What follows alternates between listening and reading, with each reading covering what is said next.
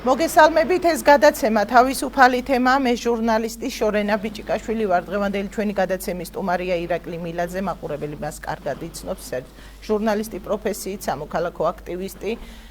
დიდი მადლობა ირაკლი თქვენი დროისთვის, რომ პასუხობთ ჩვენს კითხვებს და გვერდდებით გადაცემაში. მოგესალმებით, მადლობა თქვენ იმისთვის, რომ მომიწვიეთ. მადლობა კიდევ ერთხელ. ირაკლი, მინდა ამჯერადაც საუბარი დავიწყოთ თრიალეთის ირგვლივ შექმნილ მდგომარეობაზე, დაყადაღებულია კვლავ ჩვენი ანგარიშები, პრობლემებია საჯარო რეესტრშიც ჩვენს კომპანიას და აი ასე ერთობლივი შეტევა კრიტიკულ მედიაზე, ობიექტურ მედიაზე, რასთან გვაქვს საქმე როგორც ჟურნალისტმა, როგორც სამოქალაქო აქტივისტმა, რომ კიდევ ერთხელ აბუხსნათ საზოგადოებას მაყურებელს.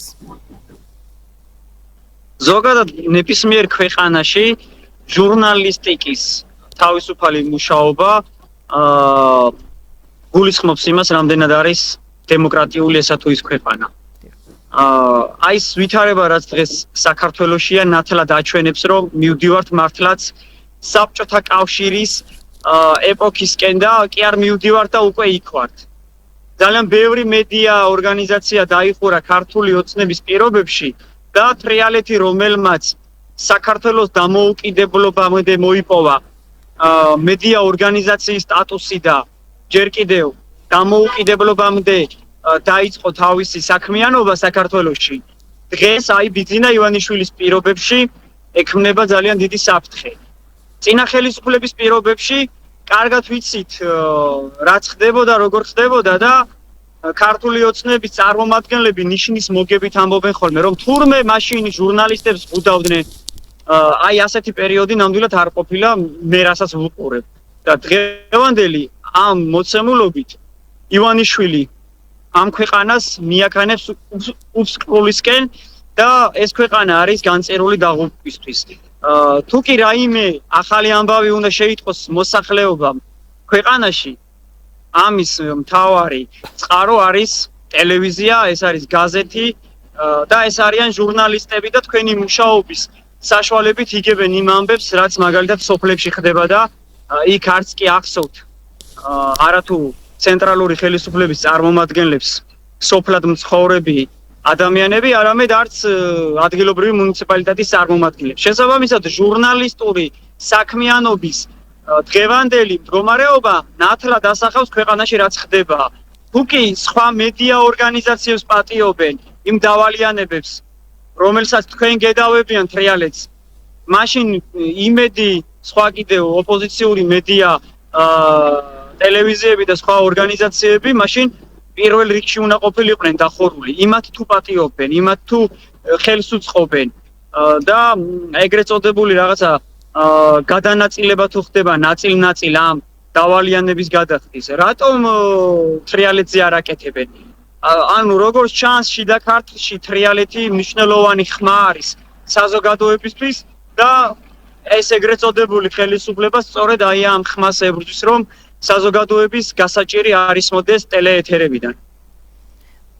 ზოგადად ჟურნალისტი ბრძანდებით პროფესიით და ეს პროფესია რამდენად რისკის ქვეშ არის ახლა მაყურებელსაც რო ავთვალ. ხედავთ ხომ წინა კვირას არაერთი საქმე აღიძრა, ასე ვთქვათ, ჟურნალისტებზე თავდასხმის, რასაც მანამდე თვალნათლივ ხედავდით ხომ აქციებზე და ზოგადად რამდენად საფრთხე ამ ქვეყანაში თავისუფალი სიტყვა, უკვე ფიზიკურ უსაფრთხოებაზეც აქ ხო საუბარი.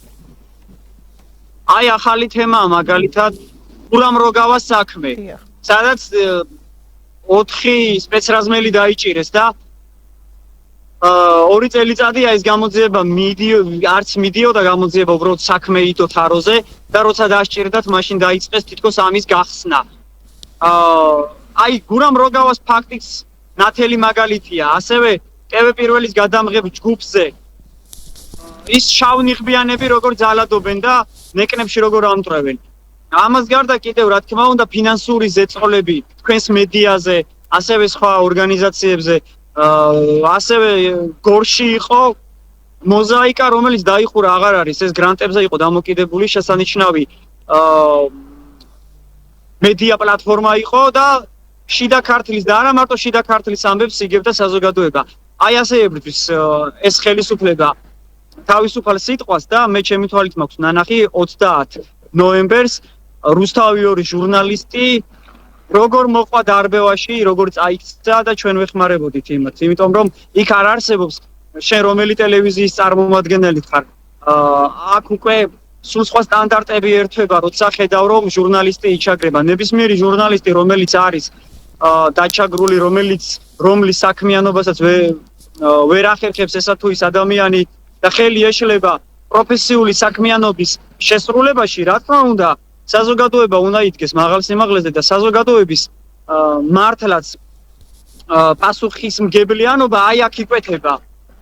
როგორ რეაგირებს მაშინ, როცა ჟურნალისტები, როცა ტელევიზიები იზღუდებიან, მოქმედებენ თუ არა ისე, როგორც ეს ხდება ნორმალურ სახელმწიფოებში და მე როგორც ერთი ჩვეულებრივი მოქალაქე ვალდებულად ვთვლი ხოლმე თავს, რომ რა თქმა უნდა ამოვიღო ხმა თქვა სათქმელი, როცა საქმე ეხება მედიას, არა მარტო მედიას, ზოგადად თავისუფალ სიტყვას და როცა დემოკრატიის გვერდისავლით ხდება რაღაც საქმეების შესრულება.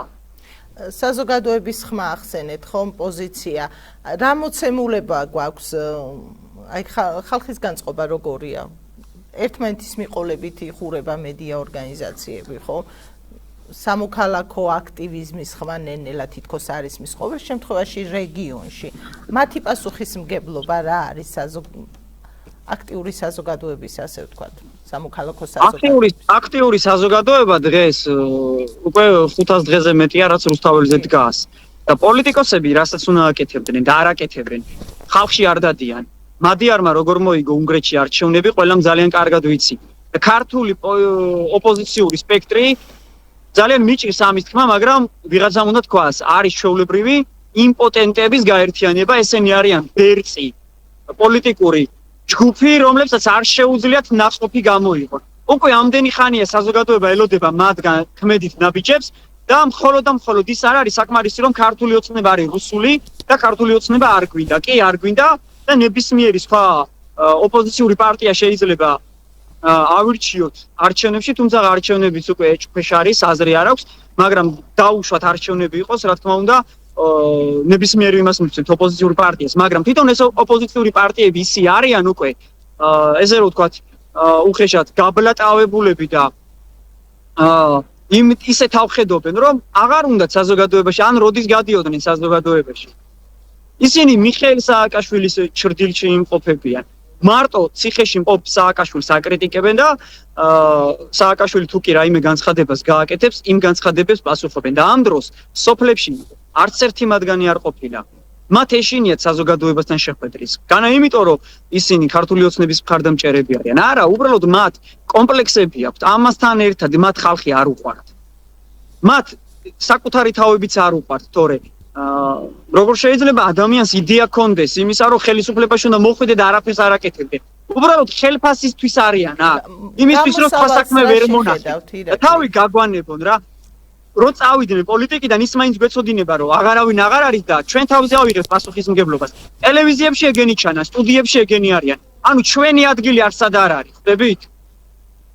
შესაბამისად, გამოვიდნენ ქუჩაში, გამოეყარნონ და საზოგადოებასთან ბაზრებში წავიდნენ, სადაც 80 წლის ქალები დგანან იქ, პენსიონერი ქალები, ავადმყოფები, სხვადასხვა დაავადებები, დაავადებულები და ის ადამიანები ბაზარში პარკებს და ბანანებს ყიდიან. მივიდნენ და დაელაპარაკონ. სამოქალაქო საზოგადოება თავის სიმაღლეზე დგა და იმაზე მეც აკეთებს, ვიდრე როდესმე ვინმეს გაუკეთებია. რუსთაველზე დგანან და მეტი რა უნდა გააკეთოს ამ ხალხმა. პოლიტიკური პროცესი უნდა მართოს პოლიტიკოსმა და არა ჩვეულებრივმა აქტივისტმა. ჩვეულებრივმა აქტივისტმა შეიძლება აქციაზე, რავი, დროშა დაიჭიროს, ინტერვიუ მისცეს და იქ წინააღმდეგობა გაუწიოს იმას, რა ქვია, გაძაღლებულ პოლიციას, მაგრამ პოლიტიკოსმა რა უნდა გააკეთოს?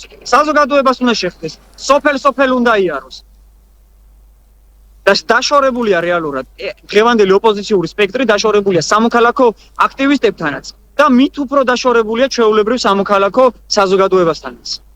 რა სიტყოდით სასამართლოზე, რომელიც მედია ორგანიზაციებს, თქვათ, შერჩევით გამოაქვთ ალბათ გადაწყვეტილებები, ხომ ვიცით.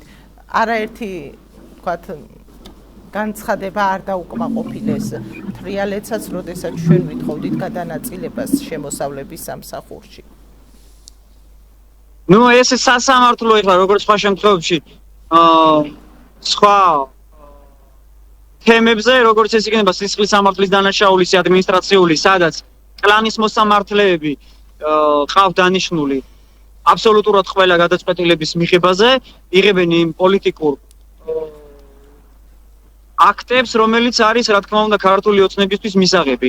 წინასწარ დაწერილი სცენარი, წინასწარ დაწერილი განაჩენები გამოდის ამ იმაზე, სასამართლოს ხდომებზე. მედიასთანაც, სამოქალაქო აქტივისტებთანაც, პოლიტიკოსებთანაც, გაყალბებულ არჩევნებთანაც, აბსოლუტურად ყველაფერში, რაც ქართულ ოცნებას უქმნის საფრთხეს, რომ ხელისუფლებაში კიდევ დიდი ხანი იყოს, რა თქმა უნდა, სასამართლო იღებს იმ გადაწყვეტილებებს, რაც ქართული ოცნებისთვის არის მისაღები. ირაკლი, დღეს, როდესაც ქუჩაში გავედით, ჩვენ ხშირად ვაკეთებთ საზოგადოების მოქალაქეების გამოკითხვა, სხვადასხვა კითხვით, პატარა რუბრიკაც გვაქვს ასეთი, მათ შორის სიუჟეტებს, როდესაც ვამზადებთ, აღმოჩნდა, რომ დღეს უკვე თბილისამდე, გორიდან თბილისამდე მგზავრობა იყო, თუ ღირდა 5 ლარი სამარშრუტო ტაქსი, დღეს უკვე დახვდა 7 ლარი. მოქალაქეებს. ასევე ეგრეთ წოდებული მინივენები, რომლებიც ტაქსები, რომლებიც ხშირად სარგებლობენ ადგილობრივები 10 ლარი გახდა. ყველა მიმართულებით მუნიციპალური ცენტრიდან სოფლამდე და პირიქით გაძვირებულია 50-ით, 1 ლარით.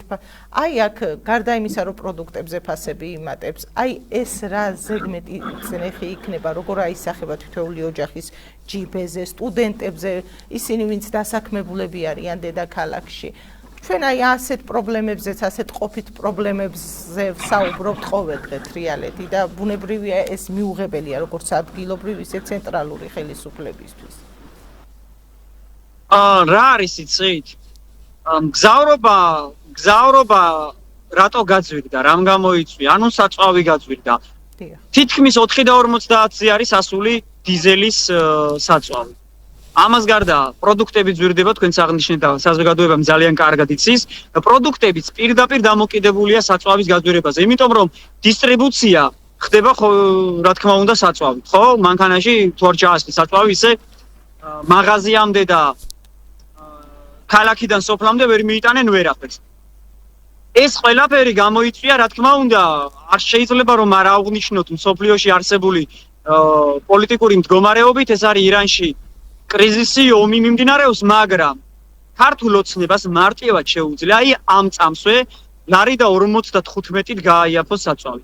აქციზის გადასახადი არის ხელოვნურად გაზრდილი. ლარი და 55 მიდის ქართული ოცნების ჯიბეში. და შემდეგ ისინი უკვე პრემიებს და დანამატებს, მივლინების ხარჯებს აი აქედან ფარავენ.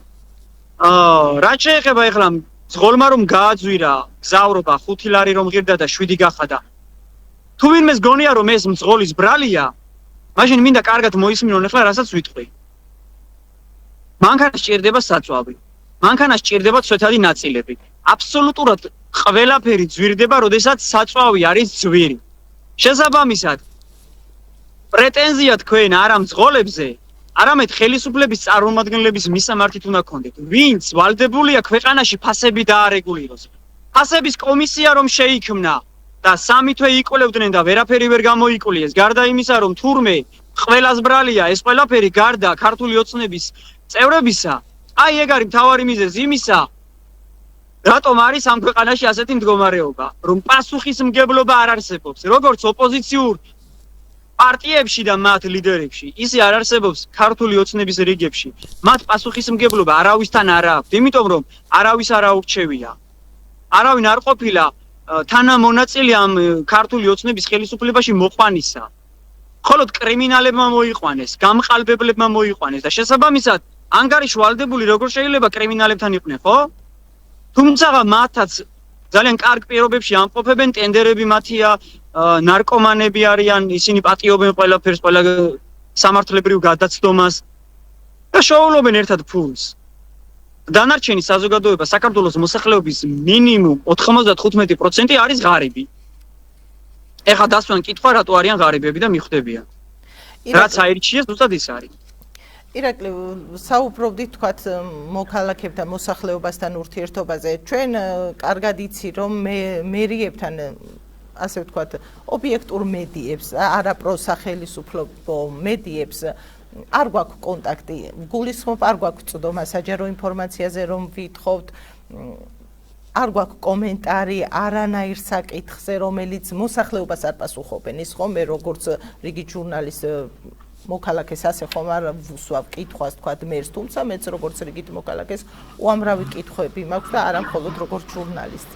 ისინი პასუხს არაფერს არ გვცემენ. ერთია რომ მედიით არ კონტაქტობენ მოსახლეობასთან, თუნდაც კასპის მაგალითზე, სადაც შენ კარგად იცი იქაური მდგომარეობა, რეგიონის მაგალითზე, გორის მაგალითზეც რომ თქვა, მოსახლეობასთან თუ აქვთ პირადად ურთიერთობა, აი ამაზე რა სიტყვით? აი რა უნდა თქვას, ვახტანგ მაისურაძემ რა შეიძლება თქვას მითხარით. სააკაშვილის დროს იყო იგივე თანამდებობაზე და დაიჭირეს ციხეში ფულის მოპარვის გამო. ახლა აუდიტის სამსახური მაშინ როცა აუდიტს არ ატარებს არც ერთ მუნიციპალიტეტში და არც ერთ ორგანოში, ჩაატარა კასპში და უამრავი დარღვევა გამოავლინა, ამაზე თქვენს დაგიწერიათ, ქართლი ჯიც წერდა, ყველამ დაწერა, მაგიდები არ ყოფნით, იმდენი ადამიანი ყავთ დასაქმებული. ამაზე რა უნდა თქვას? ამას გარდა ფინანსური პოლიცია შევიდა კასპის საკრებულოში და თქვენი ბოლო პოსტიც ვნახე მე ამასთან დაკავშირებით. შევიდა ერთი ამბავია საბუთები წაიღეს. აი რა უნდა თქვას მითხარით? თან ასევე მინდა ეხლა გულახდელი ვიყო და ვახტანგ მაისურაძის კომენტარებს მოусმინო საზოგადოებამ, ლაპარაკი ამ ადამიანმა არ იცის, სიტყვაზე ვერ აბავს. შესაბამისად ეთყობა კარგი მრჩეველი ყავს და ეუბნება რომ კომენტარი არ გააკეთოს. აი რა უნდა ილაპარაკოს ამ ადამიანმა? ამ ადამიანმა შეიძლება ისაუბროს სასამართლოზე, სადაც მას მოუწევს გასამართლება და თქვას რატომ მოიპარა, ვისთან ერთად მოიპარა. სხვა შემთხვევაში ამ ადამიანს სათქმელი არაფერი არ აქვს. თქვენ რა ინფორმაცია გაქვთ, რატომ შევიდა კონკრეტულად ფინანსური პოლიცია, ასე ვთქვათ? ხო? აუდიტის სამსახურმა რა დასკვნებით დადო, მაგის საფუძველია, სხვა რა უნდა იყოს ახლა. იმდენი ფული არის მოპარული, 4 წელიწადი თუ 5 წელიწადი კასპის კეთილმოწყობის თანხები მიდიოდა ვიღაცის ანგარიშზე და მუნიციპალიტეტს ვალი აქვს ისევ. ანუ ვიღაცა მოიპარა ეს ფული. და ვინ მოიპარა? კასპის მერის მოადგილე მოაწერა ხელი ამაზე, ანგარიში იყო, ვისი ანგარიშიც არის, ის ადამიანი ამბობს, რომ მას არ აუღია ეს ფული, და აბა ვისთან წავიდა, ჩემთან წავიდა, მაშინ გამოიკულიონ. თუ ჩემთან წამოვიდა, თუ თქვენთან წამოვიდა და დაგვიჭირონ. ხო არის ვიღაცა დამნაშავე ამ საქმეში. აი ამაზე შევიდნენ. ჩემი ვარაუდით ეს საბუთები წაიღეს. და დარწმუნებული ვარ, რომ ესენი არათუ ახალი ხელისუფლების პირობებში, არამედ ამ ხელისუფლების პირობებში საგებენ პასუხს და ღირსები იქნებიან და გულშემატკივრობ როგორც ფინანსურ პოლიციას, ისე აუდიტის სამსახურს, ისე პროკურატურას, ისე სასამართლოს. ეს რომელი მერის რომელ მოადგილეზეა საუბარი, ამჟამინდელი წინა მერის მოადგილეზე? ზურა კოპაძეზე იყო საუბარი და ვახტანგ მაისურაძეზეა საუბარი.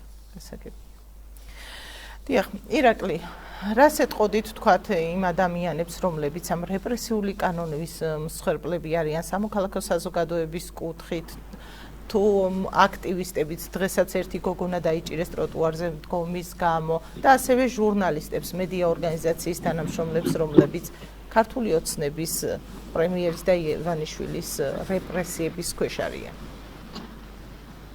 ახალს ვერაფერს ვერ ვეთქვი, რაც აქამდე მithkoms იგივეც ვიტყვი. ბრძოლას და ჩვენს პროტესტს ალტერნატივა არ აქვს. არავინ არ იცის როდის გამოიღებს ეს შედეგს, მაგრამ დარწმუნებული ვარ იმაში, რომ აუცილებლად ექნება ამას ნაყოფი და ჩვენ ერთად ვიზეიმებთ იმ გამარჯვებას, რომელსაც ჩვენი საზოგადოება დიდი ხანია უკვე ელოდება. არ გავჩერდეთ, ვებრძოლოთ ამ ბოროტ ძალას და შესაბამისად შედეგიც იქნება. დიდი მადლობა კიდევ ერთხელ ირაკლი თქვენი დროისთვის, იმისთვის რომ დაგვითმეთ დრო და პასუხობდით ჩვენს კითხვებს. წარმატებას გისურვებთ. მადლობა თქვენ. მაყურებელს კი მომდევნო გადაცემამდე დავემშვიდობები.